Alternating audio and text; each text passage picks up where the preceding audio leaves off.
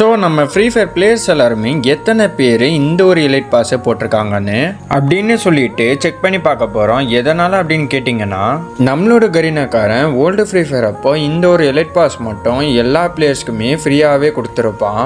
அதில் ஒரு சில ஓல்டு பிளேயர்ஸ் மட்டும் கரீனாக்காரன் நமக்கு ஃப்ரீயாகவே எலைட் பாஸ் கொடுத்துருக்கான் அப்படின்னு சொல்லிட்டு போட்டிருந்தாங்க.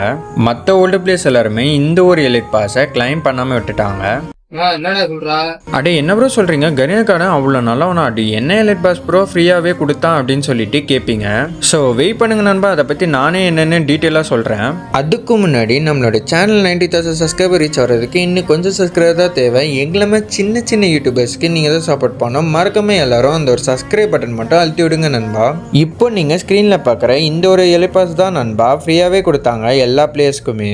எதுக்கு சம்மந்தமே இல்லாமல் இந்த ஒரு எலைட் பாஸை கொடுத்தான் அப்படின்னு சொல்லிட்டு கேட்டிங்கன்னா, இந்த ஒரு எலைட் பாஸ் தான் கடைசி எலைட் பாஸ். அதுக்கப்புறம் புயா பாஸ் சொல்லிட்டு ஒன்று கொண்டு வந்துட்டாங்க. இப்போ உங்களை யாராச்சும் இந்த ஒரு எலைட் பாஸை மட்டும் போட்டிருந்தீங்கன்னா இப்போ நான் ஸ்க்ரீனில் கட்டுற எமோஜியை மறக்காமல் கமெண்ட் பண்ணுங்கள்.